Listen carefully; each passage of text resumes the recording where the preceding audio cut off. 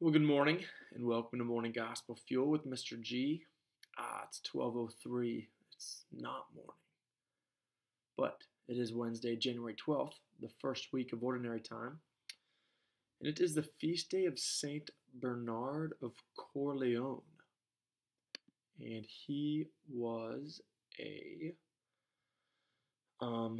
born Filippo Latini um, before he became Bernard of Corleone, but he was a religious from the order of friars, and evidently he had major temper issues, violent temper issues whenever he was younger, where the littlest thing just irked him, and he would take offense at everything, and he would challenge people to a duel, um, where he would almost kill his opponent.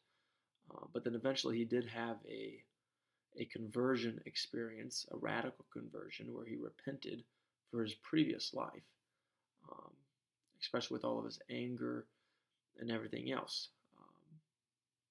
But that quick temper and boiling temper ended up subsiding after he had his conversion, and then he lived a rather simple life, where he would actually do some harsh penances for himself, where he dressed in like the worst robes that were very worn, and then he used flagellation, meaning that he beat himself with like whips and rod as like a way to offer up his sins for before, which is kind of intense, but definitely a deep life of asceticism and prayer afterwards, where they said he was a lot of people remembered him as being very gentle and compassionate, as opposed to his violent and angry past.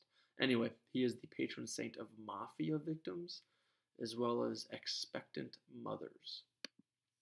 Today's gospel is from Mark chapter 1, verses 29 through 39. Let's begin in the name of the Father, Son, and Holy Spirit. Amen. On leaving the synagogue, he entered the house of Simon and Andrew with James and John. Simon's mother-in-law lay sick with a fever. They immediately told him about her. He approached, grasped her hand, and helped her up. Then the fever left her, and she waited on them. When it was evening after sunset, they brought to him all who were ill or possessed by demons. The whole town was gathered at the door. He cured many who were sick with various diseases, and he drove out many demons, not permitting them to speak because they knew him. Rising very early before dawn, he left and went off to a deserted place where he prayed. Simon and those who were with him pursued him, and on finding him said, "Everyone is looking for you." He told them, "Let us go to the nearby villages, that I may preach there also. For this purpose have I come."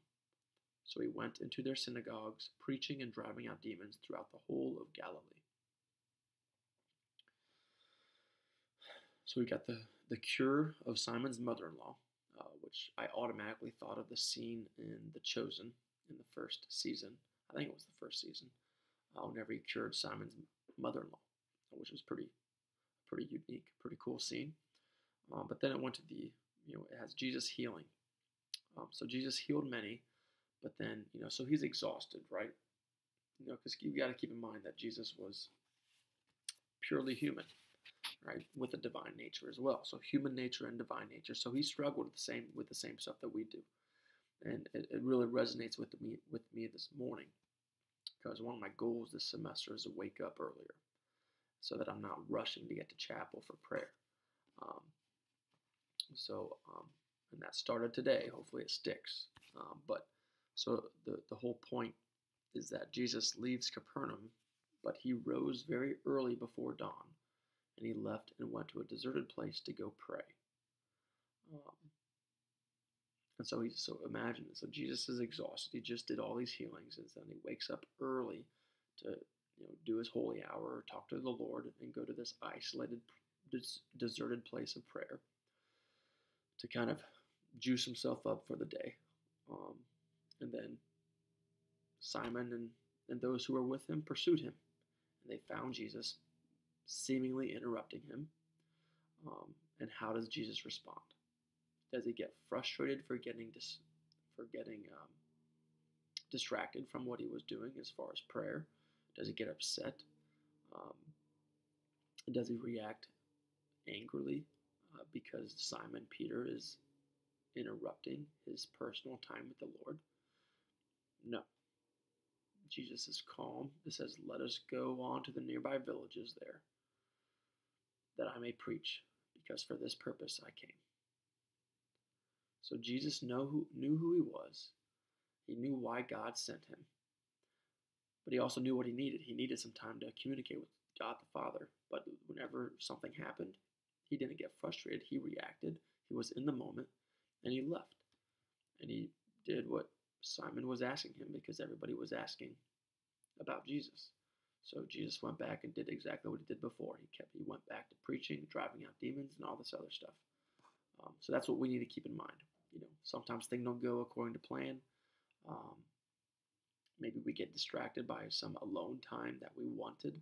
Maybe it's by the kids. Maybe it's from a phone call. Maybe it's from a friend, or maybe even an enemy, and you get distracted, and your plan doesn't go accordingly.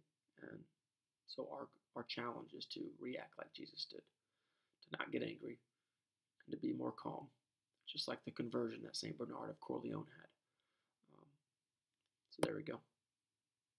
Just take every moment as a divine moment, and